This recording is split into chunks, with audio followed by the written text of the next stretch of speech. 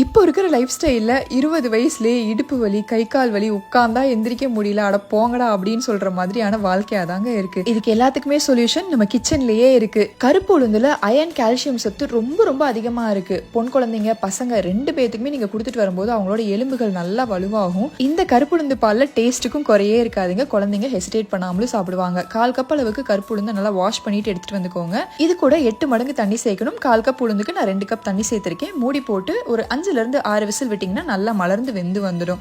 நல்லா வெந்து வந்ததுக்கப்புறமா உளுந்து தனியாக மிக்ஸி ஜாரில் சேர்த்துட்டு கொஞ்சம் கொஞ்சமாக தண்ணி விட்டு நல்லா ஃபைன் பேஸ்ட்டாக அரைச்சிட்டு ஒரு பவுலில் சேர்த்துக்கோங்க. இது கூட நம்ம உளுந்து வேக வச்ச தண்ணி, இது கூடவே 1 கப் அளவுக்கு எக்ஸ்ட்ரா தண்ணியும் சேர்த்துட்டு நல்லா கலந்துட்டு அதுக்கப்புறமா கேஸில் எடுத்து வச்சு கிண்டி விட்டுட்டே இருங்க. இப்போ இது வேகிறதுக்குள்ளே நம்ம வெல்லம் கரைச்சி எடுத்துகிட்டு வந்துக்கலாம். 1/2 கப்புக்கும் கொஞ்சம் கம்மியாக நான் வெல்லம் சேர்த்துருக்கேன். அது 1/4 கப் தண்ணியில் கரைச்சா மட்டும் போதும். 5லேருந்து 6 நிமிஷம் நல்லா உளுந்து கொதிச்சு பச்சை வாசனைலாம் போய் வந்ததுக்கு அப்புறமா கரைச்சி வச்சிருக்கிற வெல்லத்தை ஃபில்டர் பண்ணி சேர்த்துக்கோங்க. இதில் நீங்கள் கருப்பட்டி சேர்த்தும் செய்யலாம். நீங்கள் ஸ்வீட்னஸ் உங்களுக்கு ஏற்ற மாதிரி அட்ஜஸ்ட் பண்ணிக்கோங்க. வெல்லம் சேர்த்து ஒரு 2 நிமிஷம் கொதிக்க விட்டதுக்கு அப்புறமா ஏலக்காய் தூள், சுக்குத்தூள் சேர்த்துட்டு கேஸை ஆஃப் பண்ணதுக்கு அப்புறமா திக்கான தேங்காய் பால் 1 கப் சேர்த்துட்டிங்கன்னா சூப்பரான உளுந்து பால் ரெடி. ட்ரை பண்ணி பாருங்கள்.